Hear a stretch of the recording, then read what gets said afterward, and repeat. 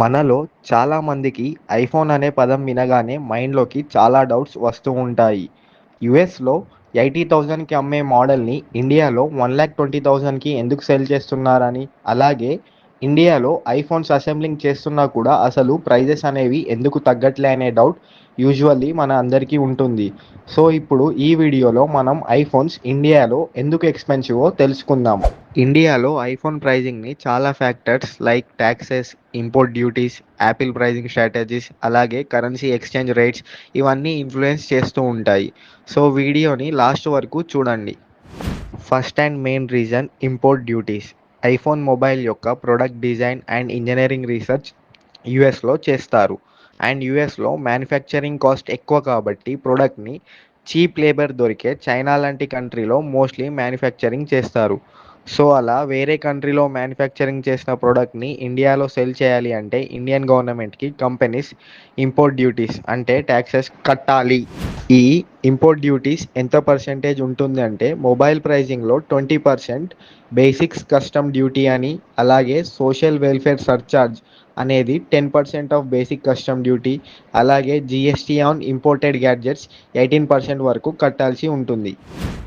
So for suppose ఒక iPhone manufacturing cost $800 అంటే 66,000 అనుకుంటే ఇంపోర్ట్ డ్యూటీ జిఎస్టీ కలిపి ఆల్మోస్ట్ 1.1 to 1.2 lakhs అవుతుంది. ఇక్కడ చాలామందికి ఒక కామన్ డౌట్ ఉంటుంది. ఐఫోన్స్ ఇండియాలో అసెంబ్లింగ్ చేస్తున్నారు కదా, అప్పుడు ప్రైజెస్ ఎందుకు తగ్గట్లేదు అని. So let's clarify this completely. First thing, assembling and manufacturing are not same. అసెంబ్లింగ్కి అండ్ మ్యానుఫ్యాక్చరింగ్కి చాలా డిఫరెన్స్ ఉంది. అసెంబ్లింగ్ అంటే ఫోన్ పార్ట్స్ అన్నీ అవుట్ సైడ్ కంట్రీ నుంచి తెచ్చి ఇండియాలో ఇంటిగ్రేట్ చేసి ఫైనల్గా ఫోన్ని రెడీ చేయడం. మ్యానుఫ్యాక్చరింగ్ అంటే పార్ట్స్ కూడా ఇండియాలో తయారవ్వడం. యాపిల్ ఇండియాలో ఫాక్స్కాన్, పెగాట్రాన్ లాంటి కంపెనీస్ ద్వారా అసెంబ్లింగ్ చేయడం స్టార్ట్ చేసింది. కానీ ప్రాసెసర్, కెమెరా, డిస్ప్లే, బ్యాటరీ లాంటి major components still China, Korea, Japan లాంటి కంట్రీస్లో మ్యానుఫ్యాక్చర్ అయ్యి ఇండియాకి ఇంపోర్ట్ అవుతున్నాయి. ఇండియాలో పార్ట్స్ అసెంబ్లింగ్ చేయడం వల్ల యాపిల్కి కస్టమ్స్ డ్యూటీలో కొన్ని బెనిఫిట్స్ ఉన్నాయి. ఫుల్లీ ఫినిష్డ్ ఐఫోన్ ఇంపోర్ట్ చేస్తే 20% ఇంపోర్ట్ డ్యూటీ పడుతుంది. కానీ పార్ట్స్ని ఇంపోర్ట్ చేస్తే కేవలం 10% మాత్రమే ఇంపోర్ట్ డ్యూటీ పడుతుంది. కానీ ఈ కాస్ట్ సేవింగ్ని యాపిల్ మనకి పాస్ చేయట్లేదు. Apple premium brand. It wants to maintain the same luxury pricing image.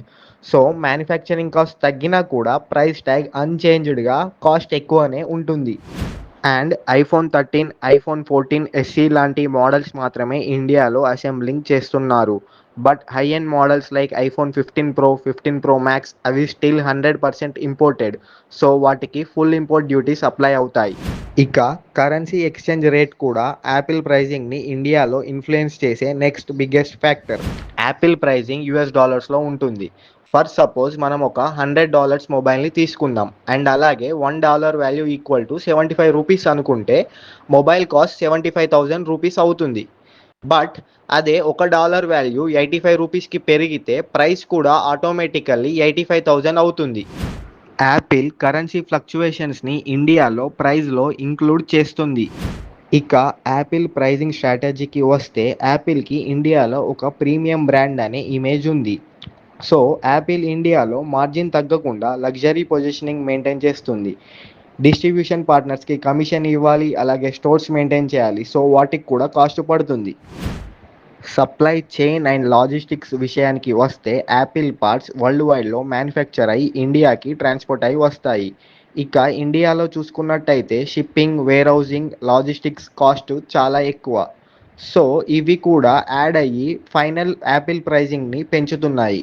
So ఫైనల్గా చెప్పాలి అంటే ఐఫోన్స్ ఇండియాలో ఎందుకు ఎక్స్పెన్సివ్ అంటే ఇంపోర్ట్ డ్యూటీస్ అండ్ జిఎస్టీ వల్ల, కరెన్సీ ఎక్స్చేంజ్ ఇంపాక్ట్ వల్ల, యాపిల్ లగ్జరీ బ్రాండింగ్ స్ట్రాటజీ వల్ల, logistics and supply chain cost వల్ల ఇండియాలో యాపిల్ ఫోన్స్ ఎక్స్పెన్సివ్. ఐఫోన్స్ మీద మీ ఒపీనియన్ ఏంటి? మీకు ఈ వీడియో నచ్చిందనే అనుకుంటున్నా. ప్లీజ్ వీడియో కనుక నచ్చినట్టయితే లైక్ చేయండి, అలాగే కామెంట్స్లో ఐఫోన్ మీద మీ ఒపీనియన్ చెప్పండి. అండ్ ఛానల్ని సబ్స్క్రైబ్ చేయడం మర్చిపోకండి. ఇలాంటి ఇంట్రెస్టింగ్ వీడియోస్తో మళ్ళీ కలుద్దాం. జై హింద్.